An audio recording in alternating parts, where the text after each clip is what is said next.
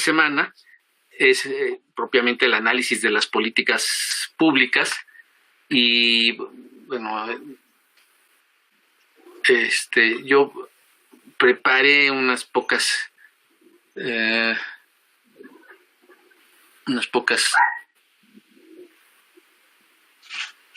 láminas sobre esto, pero déjenme ver dónde están. Esto es lo malo de... A ver, ¿qué es esto? A ver, ¿ustedes están viendo algo? Sí. Ah, ok. Sí se ve. Ok, bueno. Yo les pongo enfrente tres ideas como la vez pasada, algunas láminas, nada más. Bueno, mota, o sea, la marihuana yo creo que... Bueno, por ahí se coló algo, pero espero que no sea yo. Como que están mercando. Bueno, pues una política pública, dicen estos autores, Meny y Terig, definen una política pública como un programa de acción gubernamental elaborado para una sociedad, para un espacio geográfico, podemos añadirle para un tiempo específico. Y luego ya cuando están desglosando, dice, bueno, una política pública pues debería tener estas características, ¿no? Un contenido, ¿no? Movilizar recursos para obtener un resultado, un producto, un programa que supone pues un conjunto de actividades definidas en un marco racional, ¿no?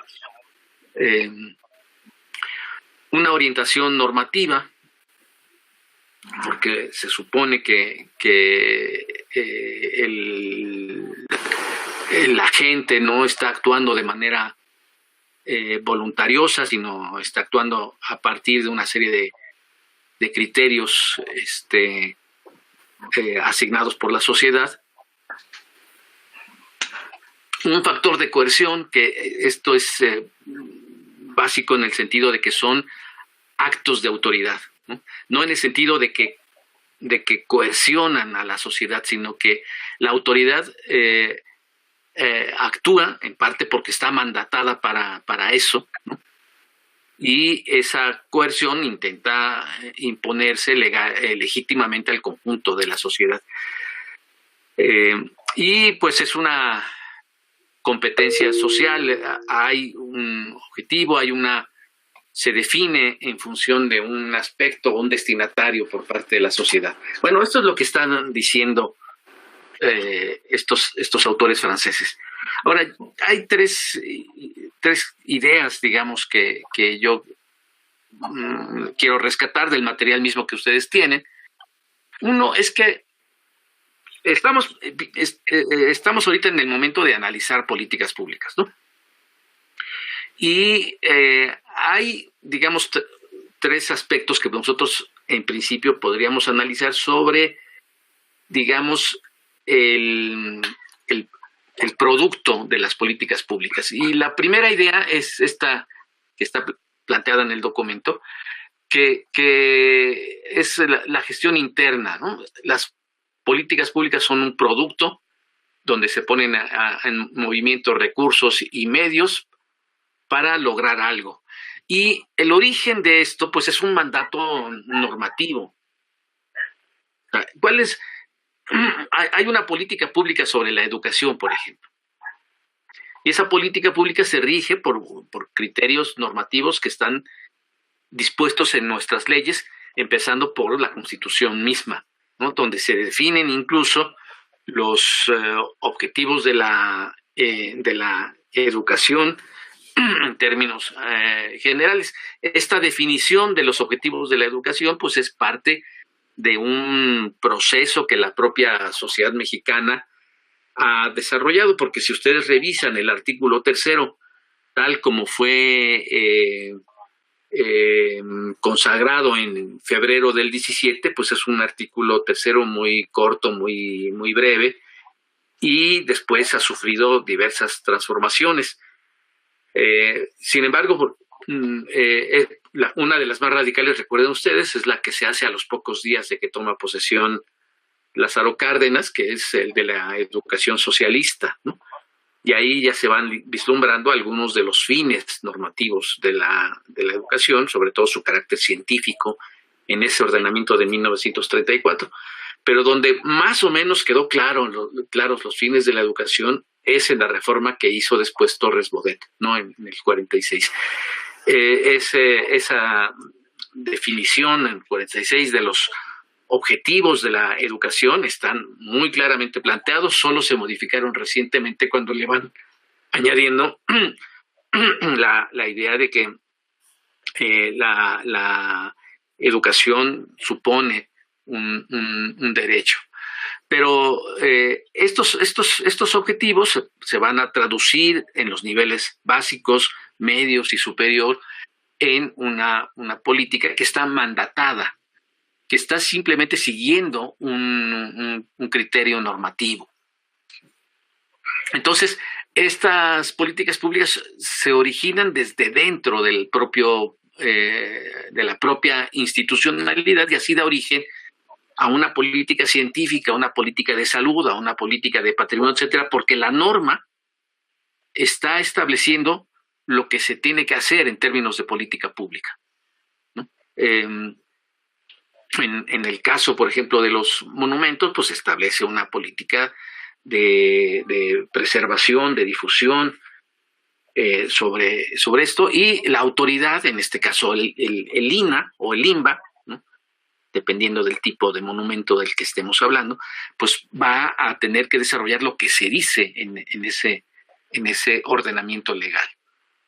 Por eso lo podemos llamar pues una política pública que surge de una gestión interna. Ahora bien, hay también dentro de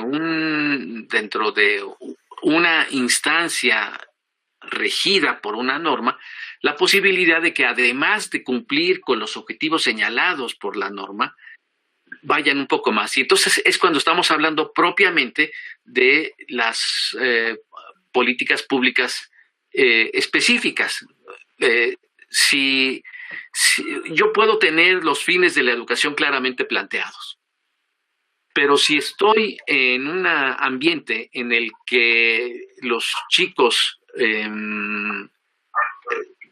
dejan la escuela, entonces ya no solamente me preocupo por el cumplimiento de las regulaciones que la ley dispone sobre la educación, sino que puedo desarrollar, o tal vez me vea obligado a desarrollar algún programa específico de gestión, ¿no?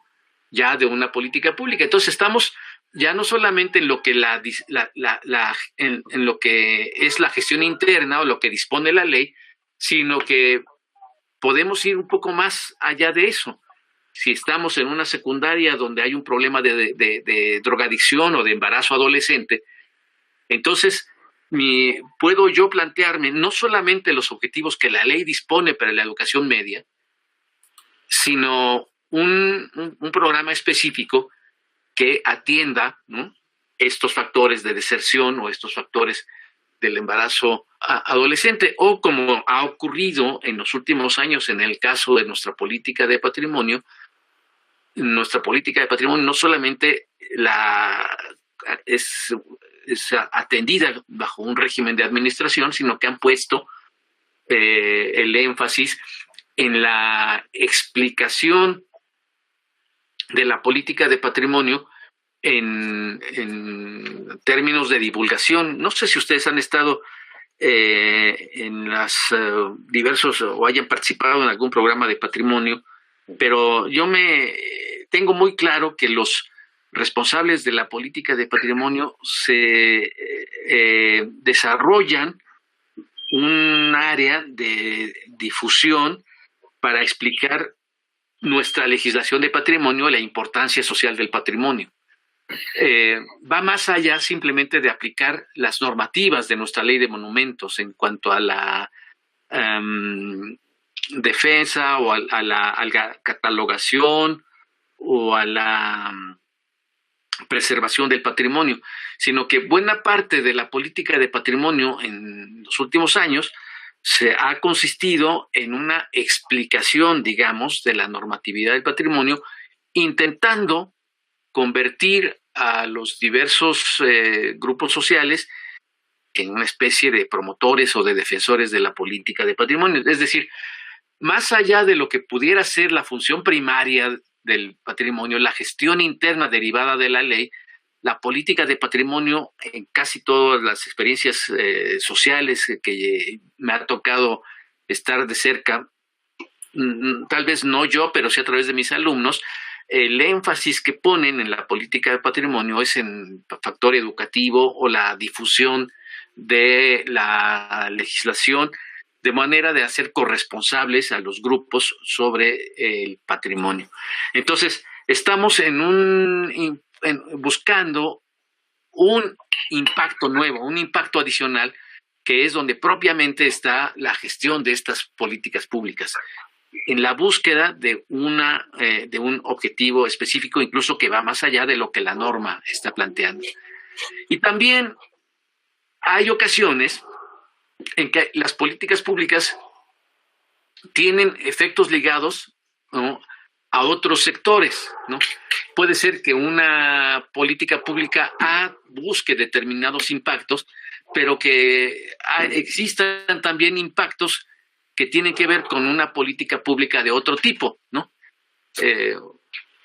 Pensando en la elaboración de este cuadro que les he puesto enfrente, pues nosotros podemos tener efectos, digamos, indirectos de otra política pública. En una investigación que pude ver más de cerca en un intercambio que tuve, por ejemplo, en Uruguay, donde impulsaron esta política de las tablets para los chicos en la educación básica. El efecto que destacaba la investigadora que hizo la evaluación de la política pública es que el efecto más interesante no estaba únicamente en el niño que tenía a su disposición una tableta, sino en el papel que tenía en cuanto a la inclusión familiar, porque la tableta era llevada a la casa y una vez que el niño terminaba sus deberes, la utilizaba el conjunto de la familia. Entonces el padre leía cosas de los periódicos o información sobre el clima, la madre podía ver cosas sobre la atención a la salud o la alimentación, otros hermanos estaban ubicando a partir de la tableta otras actividades y señalaban en esta investigación, digamos, ese efecto secundario que para ellos incluso podía ser más valioso que la tableta, que el papel, digamos, de la tableta en el sentido de la educación, ¿no? Ese objetivo de inclusión familiar a través de esa tableta. Otro caso que uno puede tener, pues es la política de reconocimiento a la diversidad sexual a partir de las diversas vías de atención a la epidemia del VIH, que terminaron en eso. No solamente eran enfermos que padecían formaban parte, digamos, de un colectivo de epidemiológico, sino que su condición les llevaba a ser visible, a ser reconocida su condición de un grupo con una inclinación sexual diferente. No era el objetivo que se estaba buscando. Sin embargo, coincidía, digamos, en la atención a los pacientes que padecen VIH, SIDA, otro efecto que era el del reconocimiento, ¿no? Que ha sido en algunos casos mayor o menor, que ha sido también titubeante, en fin, que no es suficiente, pero que tiene esa otra derivación, ¿no? O una política de empleo temporal, por ejemplo, los colegas arqueólogos que trabajan en una cierta época del año y que su trabajo de exploración pues es una investigación básica, histórica, importante en función del patrimonio, pero para lo que una comunidad que está en el lugar le sirve es que va a generar empleo, ¿no? Va a contratar durante 4 o 5 meses a un conjunto de peones, según el tamaño del proyecto, va a ser mayor o menor la contratación, pero va a estar ahí ese empleo temporal, ¿no? Tenemos entonces la posibilidad de considerar estos 3 sentidos que pudieran tener las políticas públicas en cuanto a su gestión. Hay una gestión que se deriva de la norma y que está planteada claramente en la norma, que es el desarrollar una política científica, una política de educación tal, una política de patrimonio que se deriva de la norma. Los responsables de esos proyectos pueden ir más allá, y de hecho van más allá, que es propiamente la definición de una política pública, una política en cuanto a la deserción escolar podría ser, o podemos imaginar montones de casos, una política sobre el embarazo adolescente, o hay efectos que no tienen que ver directamente con el entorno de la política encerrado en sí mismo, pero que influyen, digamos, en otras políticas, sean de empleo, sean políticas económicas, sean políticas sociales, etcétera. Ya estarán ustedes pensando en lo que puede ser, por ejemplo, una política en un centro cultural, que tiene una norma, una casa de cultura, por ejemplo, tiene una norma que define lo que puede hacer, lo que debe hacer incluso, que sería, digamos, esta parte inicial. Una casa de cultura tiene la norma claramente donde establece qué hace y qué no hace esta casa de cultura, pero un director de una casa de cultura, un promotor, puede ir más allá según el entorno. Y entonces ya no es únicamente la difusión de actividades o las actividades de iniciación artística, que son básicas en una casa de cultura, ¿no? Una casa de cultura en México, pues son básicamente 2 cosas. Iniciación artística y difusión de la cultura popular, ¿no? Una casa de cultura se vuelve loca el 2 de noviembre. Todos los que han estado al frente de una casa de cultura saben que esas fechas son imposibles para los promotores culturales, no tienen otra cosa en la cabeza que sus festivales y también sus actividades de iniciación artística. Pero un director de una casa de cultura puede mirar el ambiente y decir, estamos en un ambiente de inseguridad o estamos en un ambiente insalubre, estamos en un ambiente en el que los adolescentes no tienen ninguna orientación sobre su propia sexualidad, y entonces van más allá, ¿no? Yo hace poco, después de pues voy a cumplir 38 años en la UAM en este diciembre pasado, y por un profesor suizo que vino y lo llevé a conocer la unidad, conocí el área de servicio médico de la unidad, porque solamente había ido yo al servicio médico a pedir aspirinas cuando me dolía la cabeza y nunca me había metido realmente ahí. Y resulta que en la UAM Iztapalapa hay un montón de servicios que yo no tenía ni idea. Me platicaban que muchas chicas, muchas estudiantes descubren sus embarazos ahí, yendo con los médicos quejándose de que se sienten mal del estómago, y ahí mismo hay un laboratorio que atienden estudiantes del área de ciencias de la salud y descubren su embarazo o descubren su diabetes, ¿no?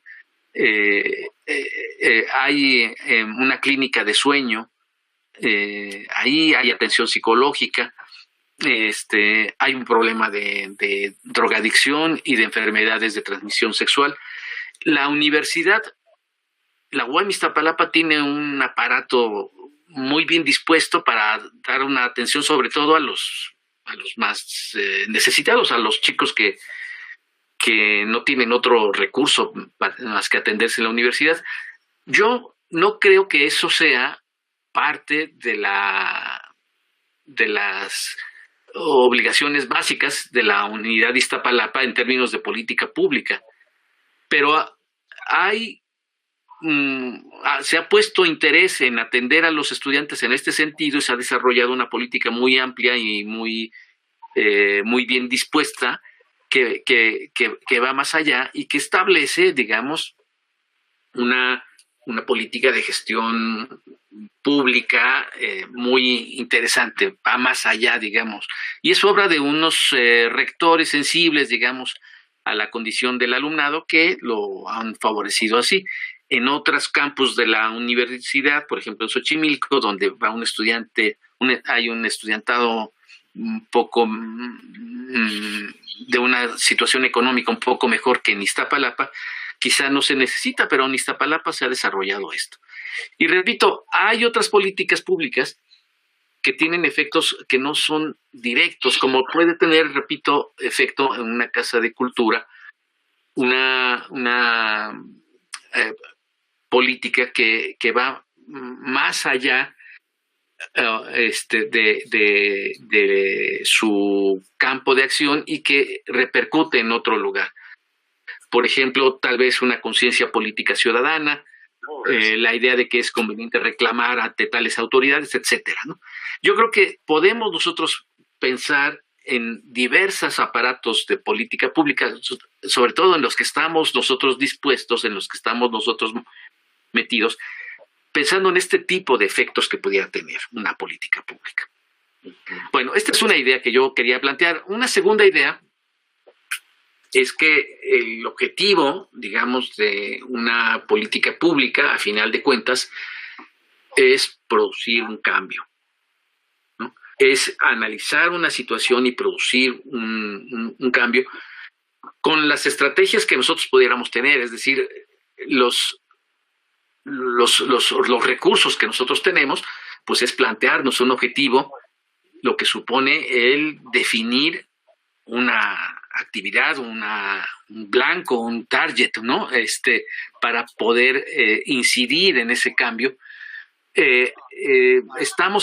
Partimos del supuesto de que hay causas en eso y que nosotros nos disponemos a atacar las causas que esto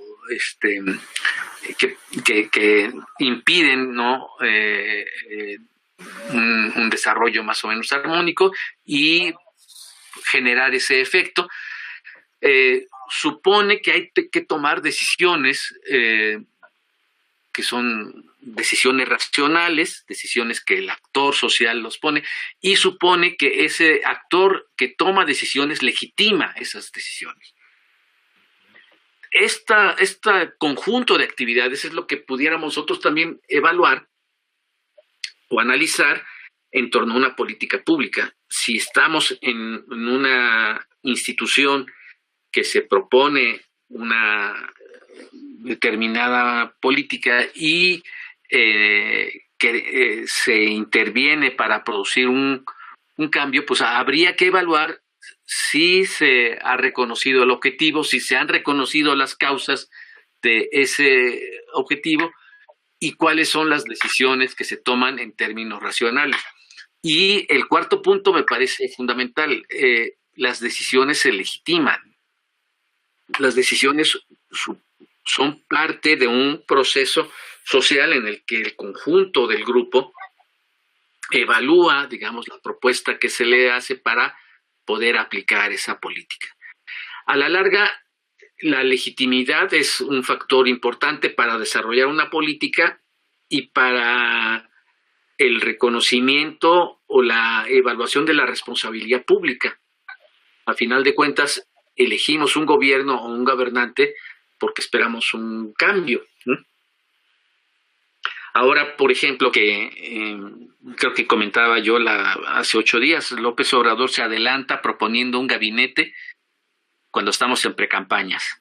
Se adelanta proponiendo políticas de carácter general cuando parece ser que en teoría no es el momento para hacerlo. Sin embargo, el hecho es que él, al proponer un gabinete y al proponer políticas, ha cambiado el tenor de la campaña, ¿no? ha cambiado el tenor de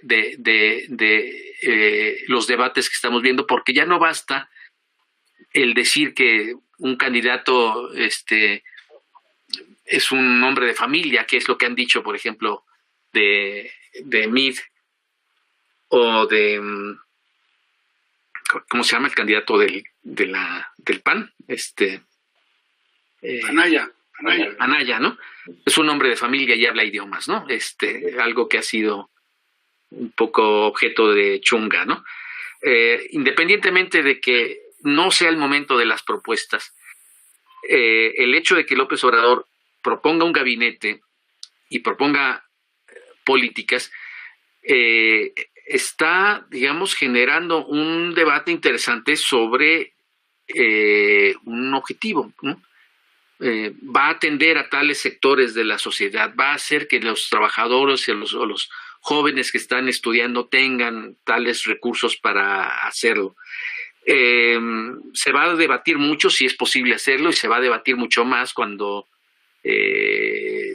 lo haga o no lo haga, ¿no? Pero ha propuesto unas políticas que a final de cuentas tienden o buscan una legitimidad. Elegiremos gobierno a partir del cambio, ¿no?, que propongan. Las políticas públicas en ese sentido están a la orden del día aquí. Hay finalmente un tercer tema que yo les propongo para comentar esta noche, que es con qué criterios analizar las políticas públicas. Y aquí hay, digamos, estos puntos que también están en el documento que está en la plataforma. Pues un criterio pues sería a partir de los objetivos perseguidos, ¿no?, de la política pública. Estos objetivos, como comentábamos la vez pasada, no son objetivos técnicos, son objetivos que están más allá de las políticas públicas, porque son objeto del debate, ¿no? Dar becas a tales personas, o como propone Anaya, una renta básica para todos, ¿no? Bueno, son objetivos, ¿no?, perseguidos de política pública, y aquí lo que evaluamos pues es si existen parámetros para definirlos, para apreciarlos, si se trata de objetivos de cantidad, de calidad, si hay un plazo, una evaluación de los impactos, ¿no?, si dichos criterios son laxos, libres, etcétera, todos estos objetivos.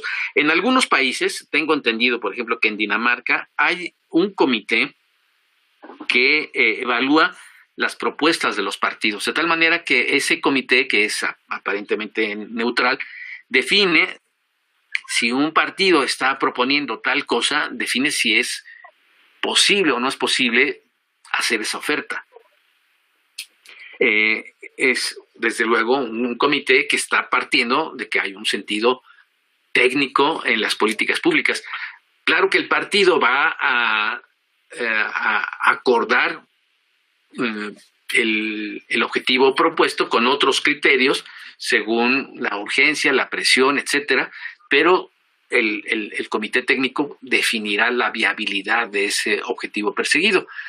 Otro criterio, pues, es el sujeto afectado de la política pública, ¿no?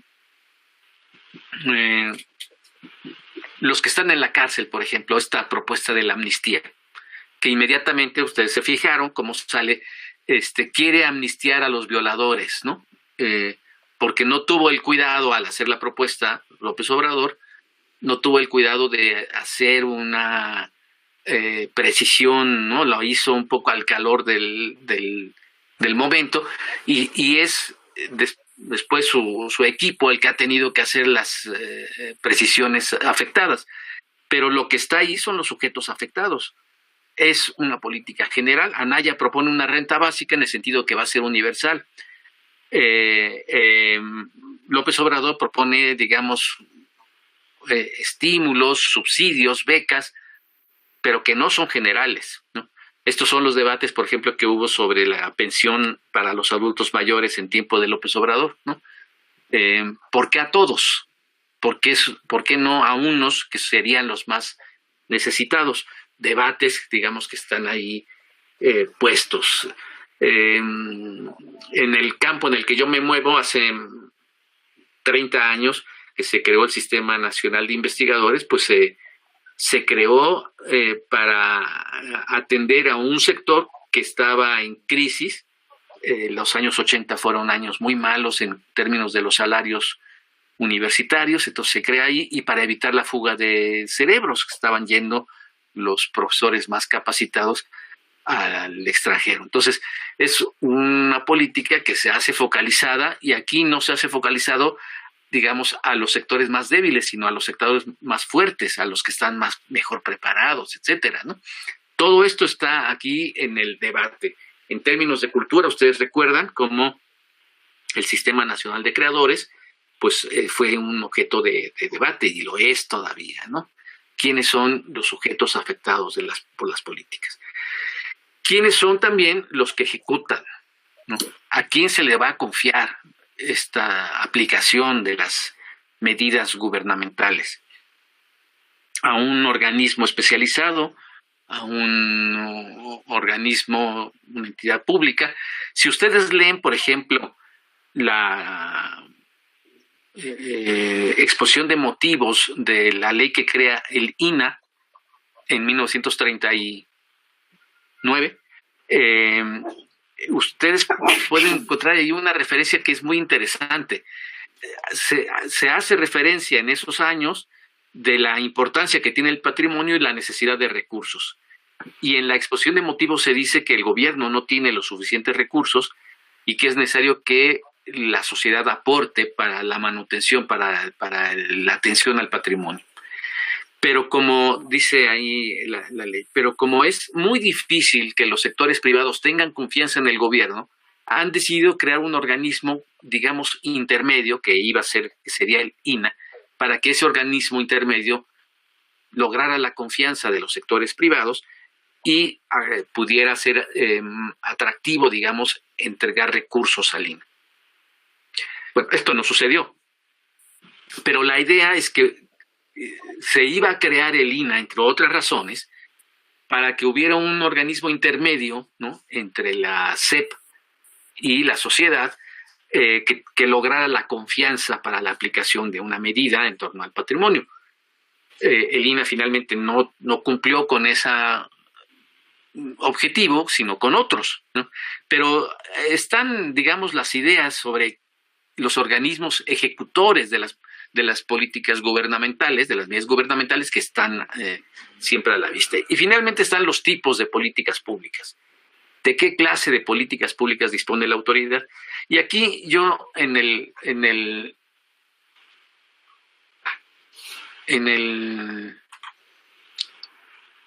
documento que están, les pongo este cuadro, digamos, de las diversas políticas públicas, tomado de este autor, Theodore Lowy, que son las políticas de coerción en el sentido de la acción pública, ¿no? La coerción pública se ejerce directamente sobre afectados, directamente sobre entornos, o la coerción pública puede ser indirecta o lejana, o directa o inmediata.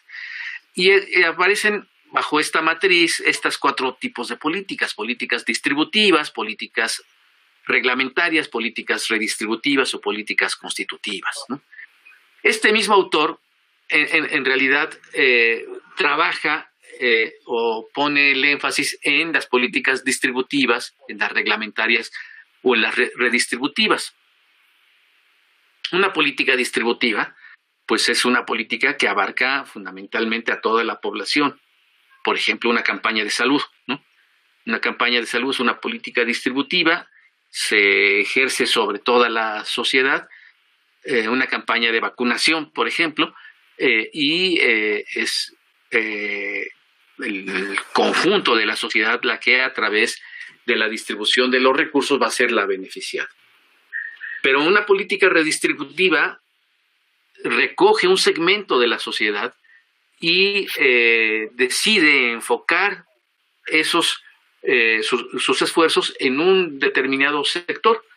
Una política, por ejemplo, de apoyo a las madres solteras sería una política redistributiva, donde este grupo social es elegido, ¿no?, a través de un debate público para recibir una atención específica a partir de los mismos recursos que la sociedad logra tener. Ya no se trata de una política general, sino de una política precisa, enfocada a un grupo específico. Entonces, esta situación supone definiciones precisas. Mencionaba hace un momento la cuestión de las becas a los adultos mayores, de los apoyos a los adultos mayores. Se hizo un debate en tiempo de López Obrador, se dijo por qué un adulto mayor de Las Lomas va a ser beneficiario de el apoyo al adulto mayor, ¿no? Si no tiene necesidad. Bueno, se hicieron muchos debates y se decidió que todos los adultos mayores tuvieran este apoyo, ¿no? Bueno, es una decisión, habrá que pensar si se hizo bien, si se hizo mal, pero están ahí. Estas políticas redistributivas, como ustedes podrán imaginar, suponen muchas cosas, clientela tal vez, gasto, etcétera. Y hay políticas públicas que no tratan exactamente sobre los recursos, sino son reglamentarias, son políticas que parten de una ley, por ejemplo, las políticas de estímulos fiscales, las políticas que en algún momento determinado se practican, se imponen sobre un grupo. El mismo Lowy, a partir de esto que he comentado, pues propone estas arenas y relaciones políticas, y en este diagrama, a partir de estas tres políticas de distribución, regulación o redistribución, donde él analiza estos criterios: la unidad política primaria, ¿no?, que sería el individuo, una empresa, una corporación, una unidad. Una regulación supone un grupo, por ejemplo, el grupo de un grupo exportador puede tener un cierto apoyo en una política reglamentaria, o puede ser eximido otro, qué sé yo. Se habla mucho, por ejemplo, en cultura, de que se atienda a determinados grupos, de tal manera que el grupo de libro, ¿no?, el grupo editorial no tiene IVA, no está sujeto a IVA, ¿no? Es una política regulatoria que hace que haya una excepcionalidad en la política fiscal a favor de la industria editorial, porque se considera que el libro es un aparato específico que debe ser protegido, apoyado, etcétera. Y hay una política de redistribución que va asociado está en relación con asociaciones específicas. Una política de distribución pues tiende a ser una política de reciprocidad, donde no hay ninguna interferencia mutua, donde hay intereses comunes. Todo mundo tiene que ser vacunado independientemente de su situación social, ¿no? Esto es distinto a una política de redistribución donde hay cierto tipo de asociaciones empresariales o clases sociales, o por una ideología, una atención específica. Entonces, puede haber políticas regulatorias relacionadas con una coalición de asuntos de interés. La industria editorial, el cine, por ejemplo, ¿no?, pudiera tener alguna política de estímulo específico. Aquí esto se relaciona, todo esto está pensado por Lowy en función de la política pública norteamericana, ¿no? Esto puede ser que no se aplique a México, pero sirve para pensar, ¿no? Esto se asocia con una estructura de poder no conflictiva en el caso de la política de distribución, y sí conflictiva en el sentido de la política de redistribución. Se elige a un grupo, ¿no? Es un grupo elitista en el sentido etimológico de la palabra élite, ¿no? Élite viene de elegir, y entonces un grupo es elegido para una determinada política, y esto va a ocasionar la contraparte de esto. Permítanme un segundo.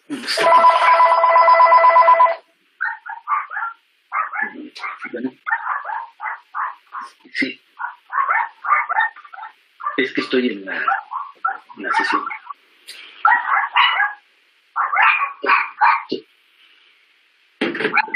Disculpe. Y allí hay unos perritos muy simpáticos, con ustedes. Bueno, hay una estructura. La estructura política puede tender a la estabilidad o puede ser más inestable en algún caso.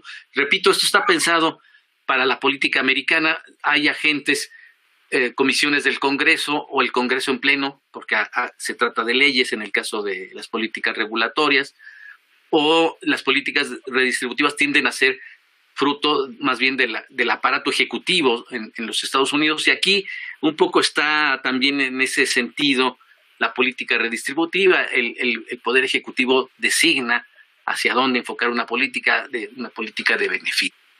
Y las agencias pues tienden a ser más centralizadas o menos centralizadas según el tipo de política. Es un cuadro que me parece interesante. Yo no lo he podido pensar claramente para la situación mexicana, pero cuando lo vi me parece interesante para el entorno americano y para pensar en algún análisis para nuestras propias políticas. En cultura, pues hay muchos debates. Yo les comentaba la vez pasada cómo en algún momento me atreví a decir que debería haber un faro de Oriente en Polanco, ¿no?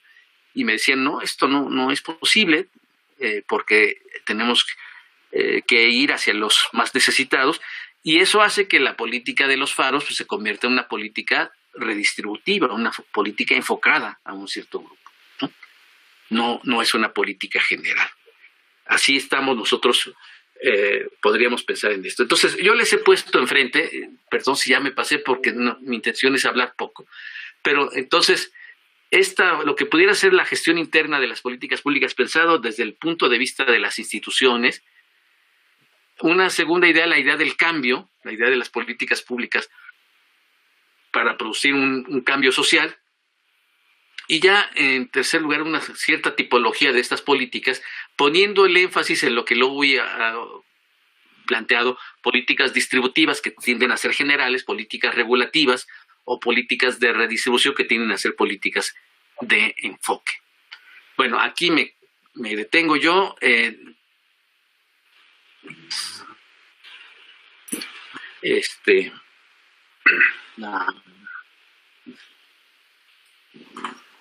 La palabra, a ver si fui claro, si a ustedes se les viene algún ejemplo más propio, si plantean alguna problemática sobre lo que he dicho, un problema sobre lo que he dicho. Pues adelante. A mí me queda una, no sé, maestro. ¿Sí? Sí. A mí me queda una inquietud cuando habla sobre cómo analizamos las políticas públicas y desde qué criterios se analizan las políticas públicas. Usted habla de, pues a partir de objetivos, de quiénes son los sujetos afectados de la política, quiénes ejecutan las políticas, y yo me quedé pensando como en otra dimensión que tiene que ver con quiénes proponen las políticas, desde dónde proponen esas políticas y cuáles son pues sus lugares de enunciación, digamos, ¿no? Porque, por ejemplo, si pensamos en la política cultural, y pongo como ejemplo lo que sucede en mi contexto, yo vivo en Tuxtla Gutiérrez, en Chiapas, y hay una política cultural dentro del municipio, ¿no? Es decir, que se elabora desde la instancia de gobierno municipal, que tiene que ver con una política, digamos, democratizadora de la cultura, ¿no? Es decir, llevar el arte y la cultura y sacarla a las calles. Y a veces uno se pregunta por qué esa política es la que se está elaborando. Y me parece que hay que pensar quiénes son las personas que están proponiendo esa política, ¿no? ¿Cuál es su formación? ¿De dónde vienen? ¿Quiénes son? ¿Cuáles son sus expectativas para saber por qué hay una política de ese tipo? Y generalmente lo que se visibiliza, vamos a decir así, desde la política cultural, es el relato ilustrado de las artes, ¿no? Es decir, las bellas artes. Y a veces uno se pregunta, ¿y dónde quedan otras formas de hacer, otras formas de estar, otras formas de pensar, digamos, ¿no? Para que puedan ser impulsadas desde una política, en este caso de la política cultural. Y yo he hecho un ejercicio a lo mejor un poco de metiche, ¿no? ¿En qué sentido? Veo un poco cuáles son las historias de vida de las personas que están ejecutando esas políticas culturales, pero que también las están proponiendo. Y me doy cuenta que tienen una formación desde esta idea ilustrada del refinamiento, digamos, ¿no? Del arte y la cultura como refinamiento. Y entonces entiende uno por qué esa política cultural, al menos en el municipio de Tuxtla Gutiérrez. Entonces ahí me parece que tampoco deberíamos desapercibir esa dimensión para evaluar la política cultural, o no sé si es una dimensión que deba estar dentro de la evaluación de las políticas culturales, ¿no? Es decir, ¿quiénes son los que proponen? No quiénes las ejecutan, no quiénes son los sujetos de la política cultural, sino más bien quiénes son las personas que están diciendo, marcando los rumbos, digamos, ¿no? Construyendo las políticas culturales. No, tiene razón, Vladimir, es una esfera. Por un lado, yo la he mencionado, pero no con la preocupación que tú tienes. La he mencionado en el sentido que hay un momento cero en las políticas culturales que no es técnico. Ese momento cero es el momento de definir el objetivo, porque el objetivo es fruto del debate y de la confrontación, ¿no? Hay alguien que gana y alguien que pierde al definir tal objetivo de política en términos generales. Obama ganó a cachetadas el poner el Obamacare, ¿no? Y Trump lo deshizo también, lo destruyó. Hubo un debate. Las razones en ningún caso pueden ser justificadas desde el punto de vista técnico, aunque haya muchas explicaciones sociales que pudiéramos dar. Es un objetivo político, ¿no? El definir sí al seguro médico, no al seguro médico, es un objetivo político, ¿no? Entonces, ese momento cero de las políticas culturales sí es un momento muy interesante, y dices tú, hay unas élites que eso es muy cierto, élites, algunas más vinculadas a los sectores populares, otras menos vinculadas a los sectores populares, son las que están aquí. Yo creo que sí amerita pensar, en este momento no te puedo responder con claridad cómo analizar eso, ¿no? Yo creo que es un tema que está sujeto al debate, pero entiendo que es un tema real, ¿no? Y que hay que debatirlo, ¿no? Sí, no me queda. Valeria, creo que está levantando la mano, ¿verdad? Muy bien. Hola, buenas noches.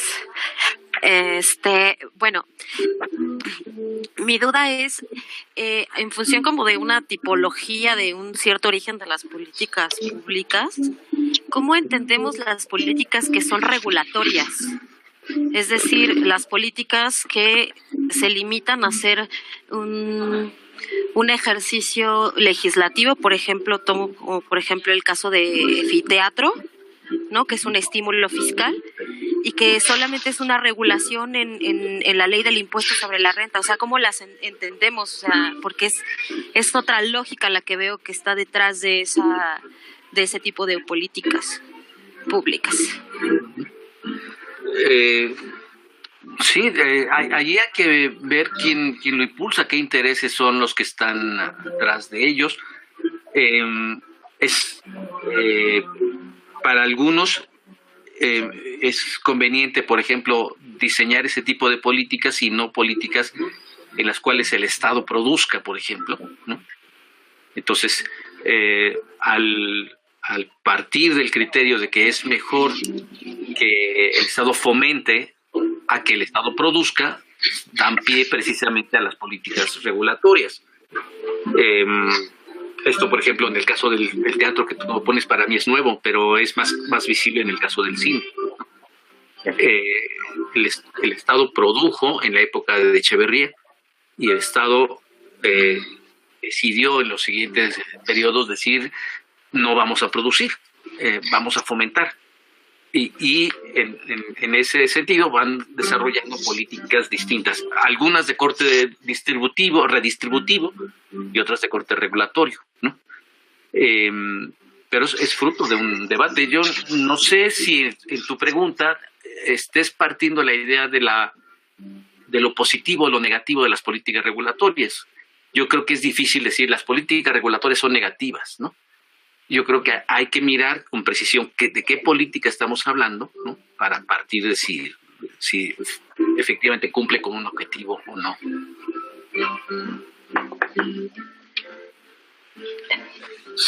Otra mano, Marta. Sí, bueno, yo también tengo como una duda un poco relacionada con lo que dice Vladimir.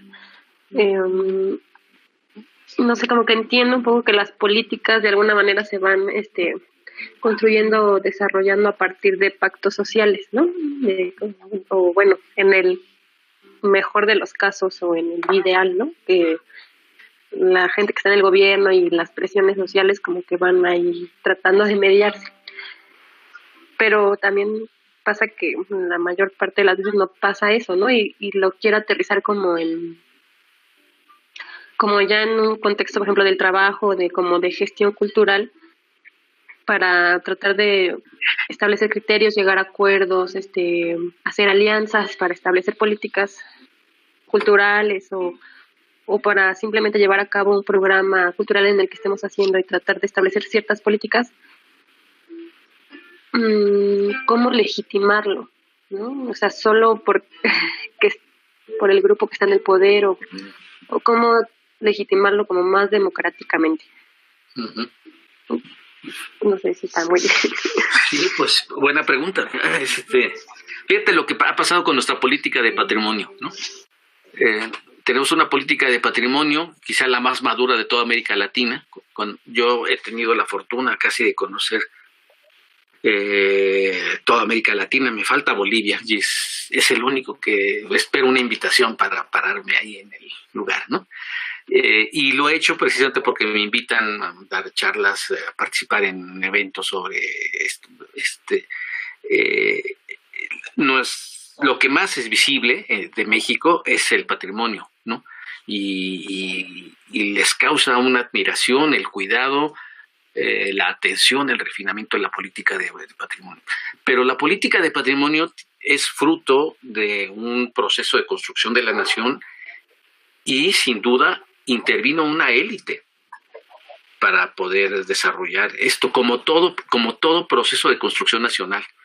Las naciones se construyen a partir de los intereses de una cierta élite, ¿no? Que logra involucrar a sectores populares en ese proyecto para hacerlo. Es tan fuerte nuestra política de patrimonio que terminado el régimen del PRI con Zedillo y 2 periodos, 12 años de gobierno panista, y la política de patrimonio fue prácticamente una política que no se tocó. ¿No? O sea, algo que resultó intacto ahí. No se tocó la ley, al contrario, hubo una reforma constitucional que estableció claramente que la materia de patrimonio es de carácter federal, ¿no? Y ya no hay vuelta sobre eso, por lo pronto, por varias décadas, hasta que se vuelva a discutir el asunto, ¿no? ¿Cómo logra hacerse esto? Pues es una agenda social, es una tensión entre los sectores y produce momentos luminosos, como en el caso de la política de patrimonio, pero también tiene sus defectos, ¿no? Uno de ellos, creo yo, con la política de patrimonio, y no solamente en México, sino es un problema internacional, es que el patrimonio se ha convertido en un asunto de técnicos. ¿No? Ahora ya es un tema tan especializado que prácticamente solo están legitimados para hablar sobre el patrimonio aquellos que ostentan una calificación técnica, ¿no? Y ese es un problema porque el patrimonio es un patrimonio de todos, ¿no? Y la tecnificación, la asunción del patrimonio como un asunto sublime, pero al mismo tiempo que requiere de una enorme calificación técnica, ha hecho que el patrimonio tienda a despegarse, digamos, de la sociedad, ¿no? A no mirar el carácter, digamos, de disfrute, de propiedad, de identidad. Hay algunos trabajos que no los he visto en México, pero para el caso del sureste asiático vi un trabajo interesante hecho por unos alemanes, en el que dicen que una declaratoria de patrimonio de la UNESCO es una tragedia, ¿no?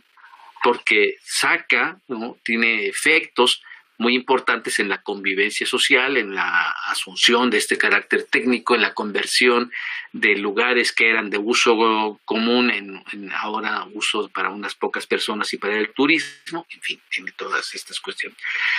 ¿Cómo se define un tema en términos de política pública? Pues por el momento lo único que puedo decir es esto, ¿no? Es fruto del debate social, ¿no? De una agenda social que es conflictiva. ¿Cómo se transforma? Habrá que estudiar los hechos de transformación. En el caso del patrimonio, la transformación ha sido, digamos, para fortalecer el carácter de las instituciones responsables. Ha habido un interés de las instituciones, decía yo hace rato, de difundir, de educar a la gente sobre la importancia de la legislación y la importancia del INAH, ¿no? Pero no avisora una transformación y a lo mejor ni es conveniente, ¿no? Pero en otros casos, pues sí sería interesante una transformación. Ahora que se ha propuesto a una exdirectora del área de culturas populares, ¿no? López Obrador propuso, ¿no? En su gabinete de Cultura a una exdirectora de la Dirección General de Culturas Populares, pues sería un cambio interesante en nuestra política de patrimonio, porque como dice Vladimir, los que han definido la política de patrimonio han sido los que tienen en la mente una idea de la alta cultura, ¿no? Entonces, si entra una persona que venga del área de culturas populares, a lo mejor hay un giro, a lo mejor no, ¿no? Pero esta es la novedad, digamos, de lo que... yo creo que hay que hacer estudios partiendo de los niveles micro, un poco como interviene Vladimir hace rato. A nivel municipal, ¿cómo se están definiendo las cosas, ¿no? Yo creo que es interesante eso, en gran medida porque desconocemos lo que se hace en el nivel local y en gran medida también porque creo que lo que se hace a nivel local tiene una gran influencia hoy, ¿no? Hoy la política se hace a partir de ciudades, ¿no? Y las ciudades tienen un impacto. Es Guadalajara la que está haciendo su política, es Tuxtla, es Puebla con su política de patrimonio, en fin, son las ciudades las que son los grandes sujetos, y ahí hay que ver cómo se están definiendo todas estas políticas. No ayudé mucho, ¿verdad? Ni a Vladimir ni a ti, pero bueno, allí está. No, sí, gracias. Gracias. A ver, voy. Sí. Pues. Carlos. Bueno, aquí yo comparto contigo lo del nivel micro, porque digo, una parte que es sustancial de las políticas públicas es que están sujetas directamente a una normatividad. O sea, nosotros tenemos un ideal y tenemos también lo que nos dejan hacer, ¿no? Entonces, la política pública realmente sí está muy encasillada a lo que te dejen hacer. Podemos tener ideas, podemos tener muchas cosas, pero si realmente la normatividad te dice qué hacer, ya casi estás condicionado a que a esos rubros ya no puedes cambiarlos, ¿no? Sí puedes tener un objetivo, puedes tener una viabilidad, puedes tener una identificación, pero esas normatividades son las que nos están parando en mucho, ¿no? Por ejemplo, un pequeño proyecto que tengo en municipio no lo dejan porque tiene que pedir permiso a la federación, tienes que pedir muchas cosas, y entonces el comportamiento pues ya te lo están configurando, ¿no? Ya socialmente la política pública sí está prácticamente en manos de grupos que lo quieran a su entender, ¿no? No sé si va por ahí también. Sí, hay aspectos, pero hay decisiones más... la política, como toda actividad humana, pues está llena de miserias, ¿no? Pero también hay que reivindicar la política, porque si no lo reivindicamos, no hay salida. Es una actividad social indispensable y hay que reivindicar hasta los partidos políticos que se han convertido en el monstruo y en el ogro, digamos, de la época, ¿no? Aparte de las miserias, es un asunto que creo que hay que mirar con más detenimiento, sobre todo en la cultura, porque hay políticas distributivas, normativas, redistributivas, que siempre están afectando. Yo ya voy a mencionar por tercera vez esa idea que tuve alrededor de los faros, pero me parecía que las políticas redistributivas tienden a ser políticas compensatorias. Y me parece que sería interesante que hubiera una política más general, una política distributiva, más general para atender a todos los grupos sociales y al mismo tiempo para procurar que hubiera un mayor intercambio entre los mismos grupos sociales, porque las políticas que son políticas distributivas y compensatorias, que se enfocan a un grupo, pueden llegar a convertir ese enfoque en políticas de gueto, ¿no?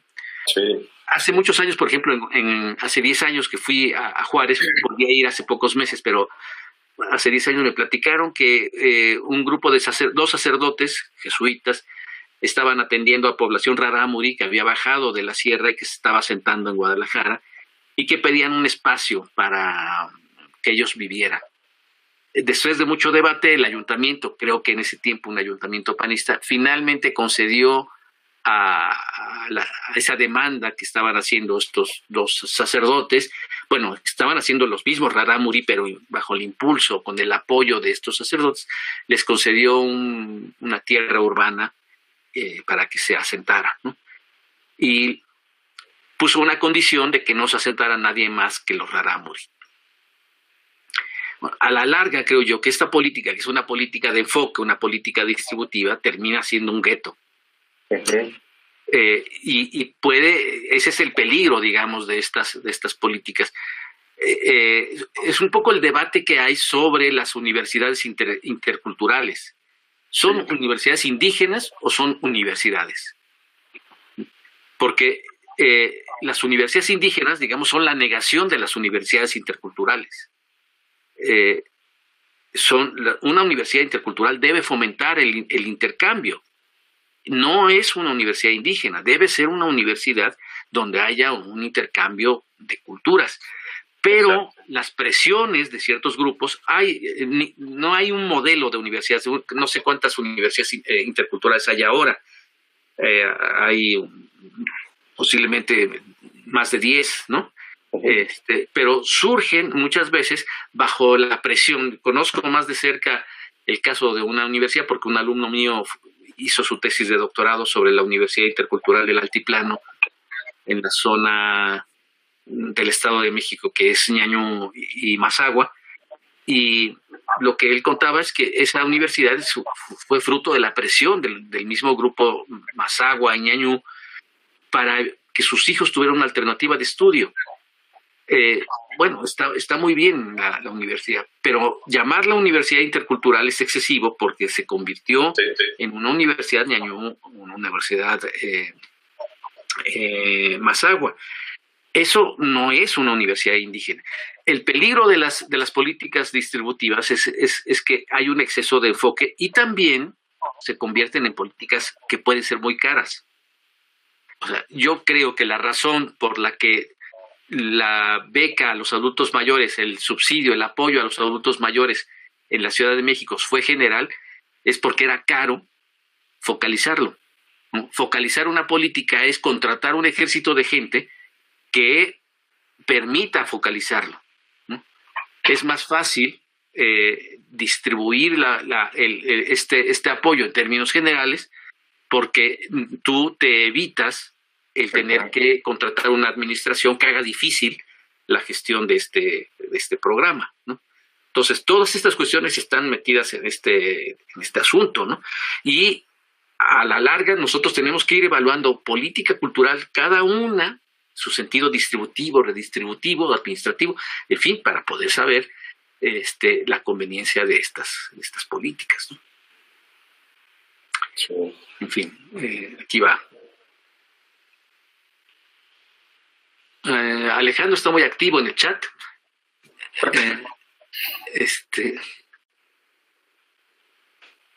Pero no sé si quieres comentar algo. Pues sí, le estuve leyendo un poco el texto y, ¿Sí?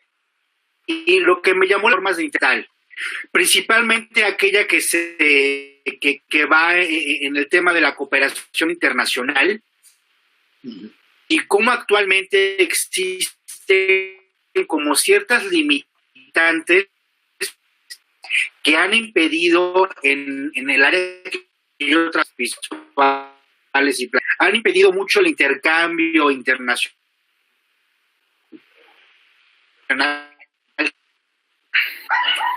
que siempre se había tenido.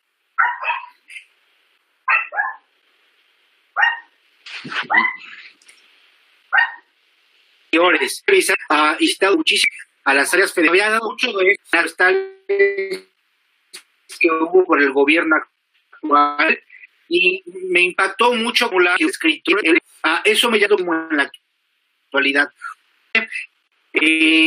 Crear oposición directa,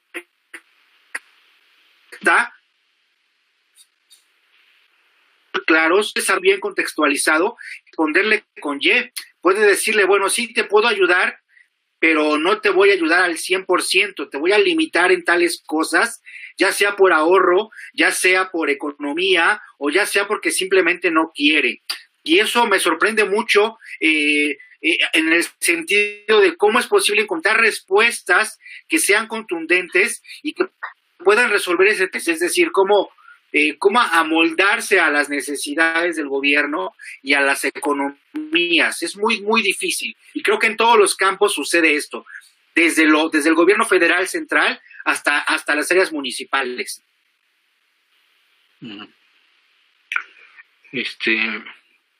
Bueno, empezaste con las políticas internacionales y, bueno, las políticas internacionales tienen que ser políticas redistributivas, focalizadas a un grupo y a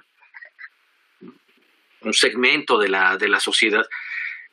Y son políticas tramposas también, en muchos sentidos. Hay muchos libros de denuncia de la cooperación internacional, porque la cooperación internacional se hace sobre la base también de apoyar la industria local y los actores locales, ¿no? Si se va a equipar si se va a construir una escuela, se pide que el proyecto y los materiales o los conductores del proyecto sean del país donante, por ejemplo, ¿no? Y eso hace que ese dinero destinado a la cooperación internacional vuelva por otra vía al país de origen, ¿no? Vía la empresa, ¿no? Que se da, o que sea equipada con recursos del país donante, etcétera. Entonces hay una gran hipocresía y eso es consecuencia un poco de esa extrema focalización de las políticas de cooperación internacional, ¿no? Que hay que mirarlo, y lo malo es que posiblemente dentro del grupo que somos nosotros haya alguien que haya participado en algún programa de este tipo y sabe, ¿no?, cómo es necesario acomodar los proyectos a las exigencias que el convocante o el donante internacional está imponiendo, ¿no?, de acuerdo a criterios que pueden ser muy importantes: atención a mujeres, atención a niños, atención a enfermos de tal cosa, pero que terminan focalizando el grupo y haciendo las políticas muy difíciles de ser desarrolladas. Este es el problema a veces con las políticas internacionales, y luego nosotros en los países repetimos eso, ¿no? Claro. Nuestras políticas de salud, por ejemplo, son políticas muy focalizadas y muy redistributivas, porque nuestro sistema de salud no es universal. Entonces tenemos que desarrollar otras políticas que a la larga encarecen nuestro sistema de salud, porque la gestión del sistema de salud se hace más compleja, ¿no? En fin, son temas de los que tú has señalado interesantes. pero que nos vuelven al tema de la cultura, ¿no? El tema de encontrar, digamos, las claves de las diversas políticas culturales. ¿Qué es el sistema de estímulos, sino una política redistributiva focalizada a ciertos grupos sociales, ¿no? Y luego las insatisfacciones que esta política de estímulos van a desarrollar, ¿no? Van a tener las sospechas de que esos sistemas de estímulos son corruptos, ¿no? O son clientelares, ¿no? En fin, aquí hay estos planteamientos que están ahí metidos están tras estas opiniones, ¿no?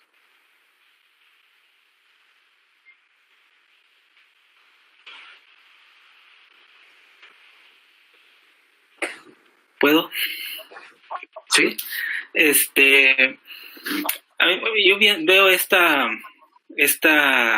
como preocupación, digamos, de la evaluación de las políticas, ¿no? Cómo se evalúa una política, y pareciera ser, yo así la percibo un poco, que está pensado, esto está pensado como para el presente, digamos, ¿no? Es decir, evaluamos políticas que están dándose. Mi pregunta es un poco si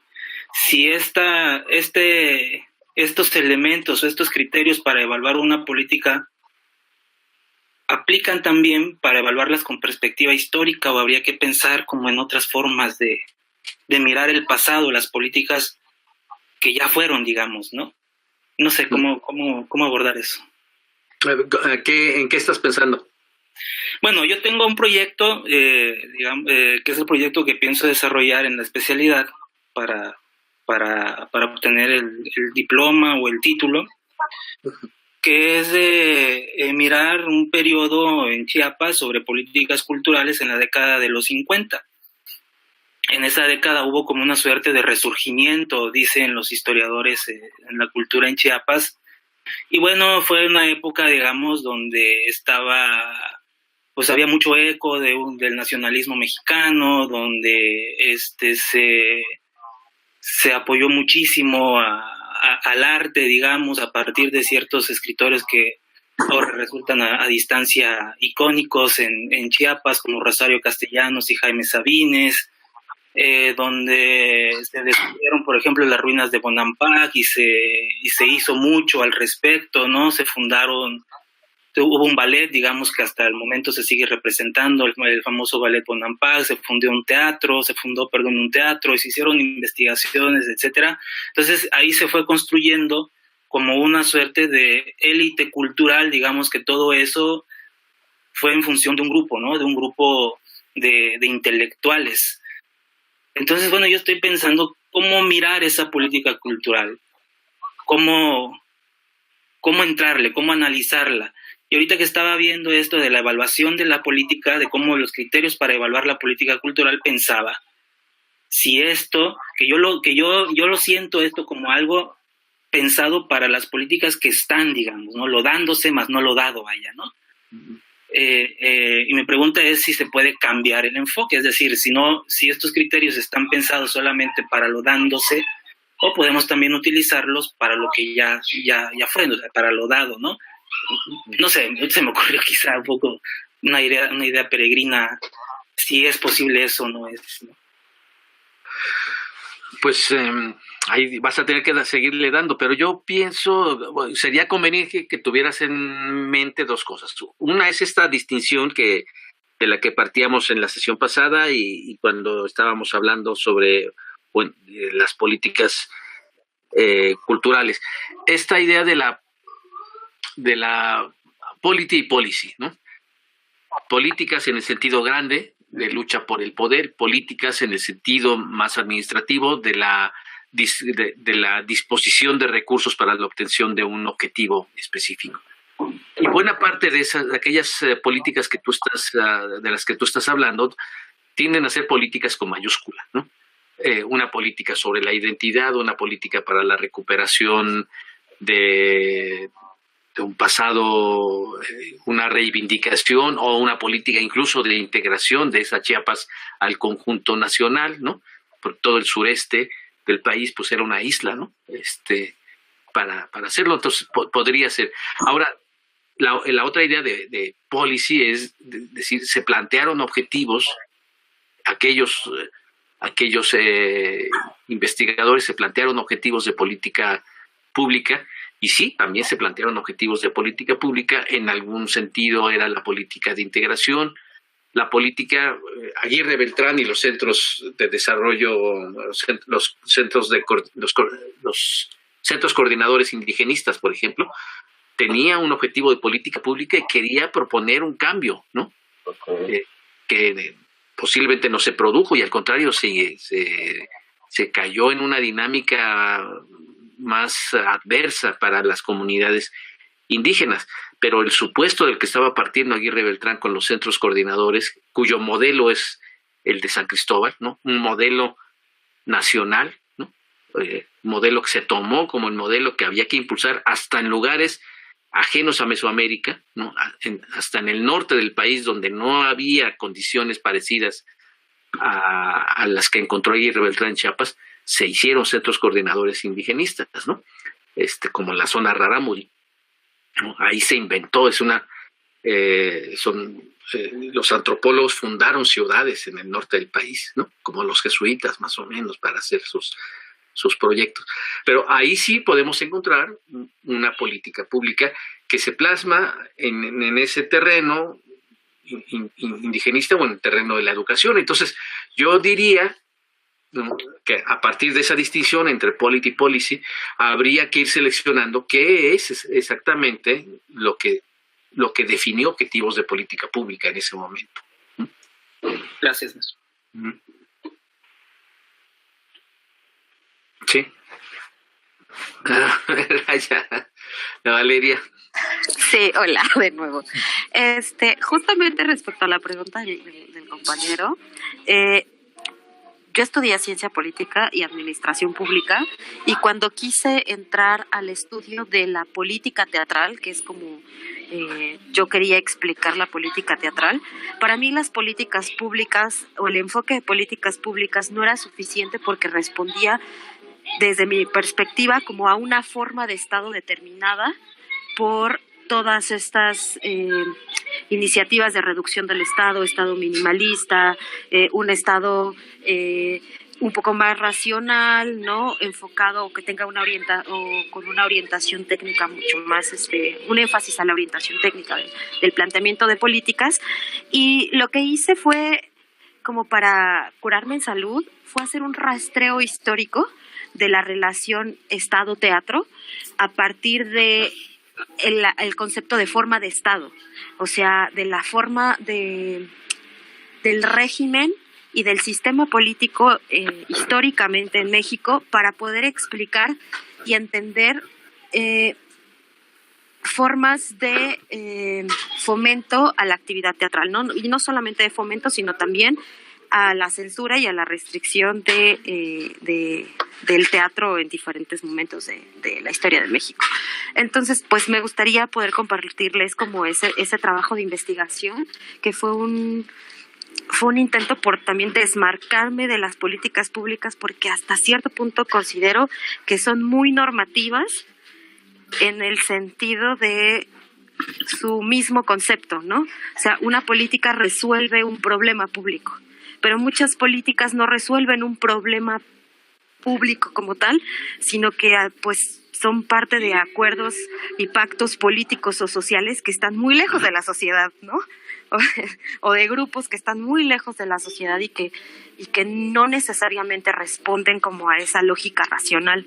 Entonces, pues una forma de decir la idea de políticas públicas fue hacer una indagación sobre las formas que ha tenido el Estado, y a partir de ver la lógica del Estado mismo, plantear si hay una congruencia o esa forma fue una caja de resonancia a las políticas teatrales del momento. Entonces, pues sí me gustaría como aprovechar como esa pregunta del compañero como para poder compartirles mi trabajo de licenciatura para seguir en esa discusión. Es un poco historiografía de las políticas teatrales.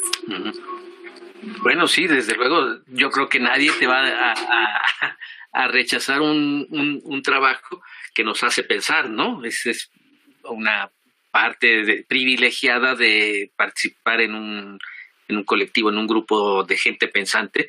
Pues ¿quién te va a decir que no? Yo cuando menos no creo. Y sería bueno que nos lo pases y en algún momento a ver si podemos organizar un espacio para que tú expongas también con un poco más de cuidado tu trabajo.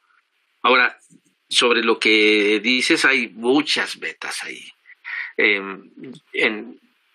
Las políticas públicas tienen un sentido funcionalista. Las políticas públicas, aunque pretendan el cambio, no son políticas revolucionarias, ¿no?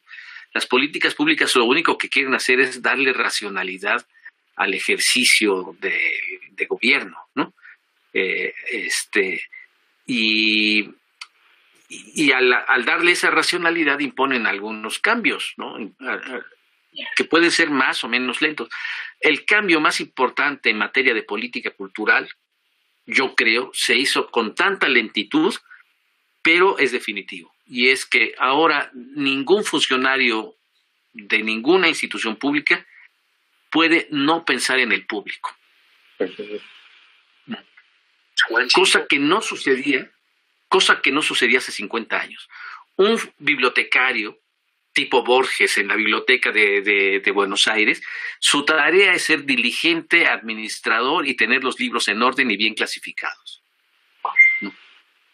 Pero el público no era uno de los problemas que tenía un funcionario público, ¿no? Ese, por ejemplo, es uno de los problemas que hay ahorita para pensar quién debe estar a cargo, por ejemplo, de una zona arqueológica.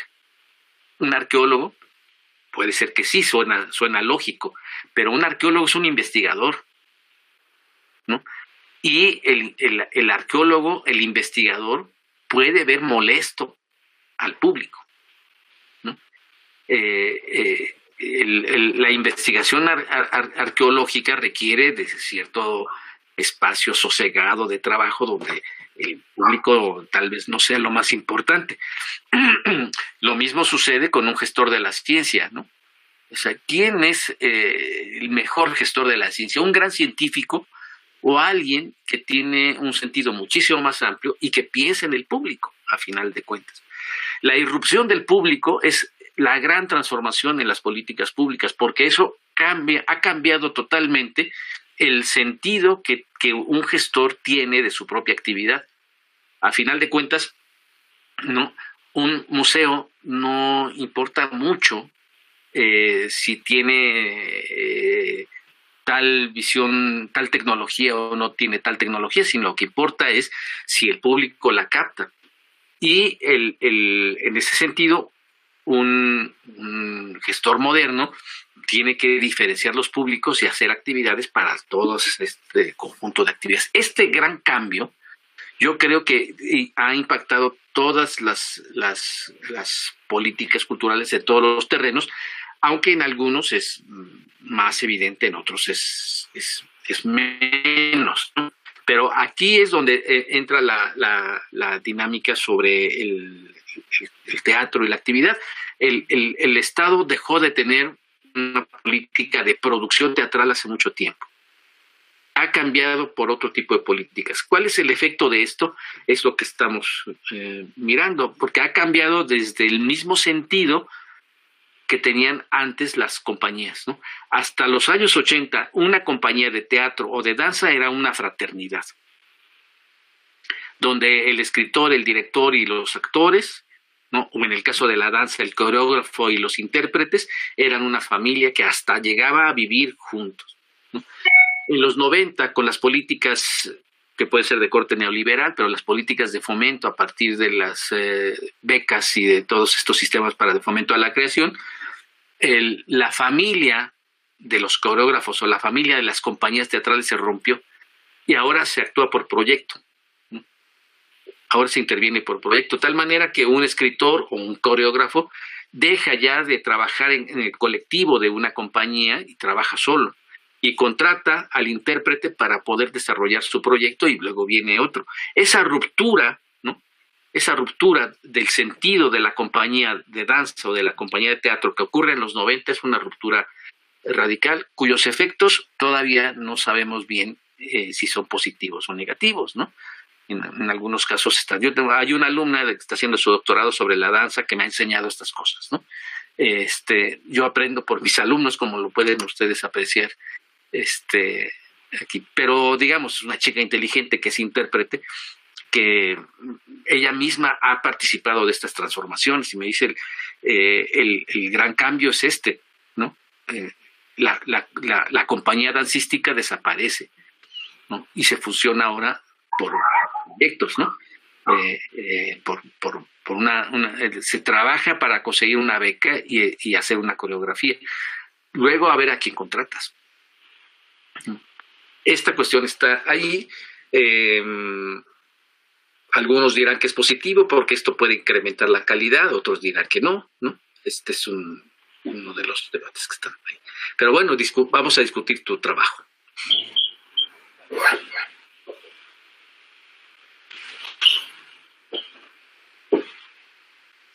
Ya nos dieron las 8. Yo siempre he dicho que es una hora y cuarto, pero sin darnos cuenta ya nos dieron las 8. Así es que vamos a ver si tienen algún comentario ahí adicional. Si no, nos prepararemos para dentro de 8 días continuar.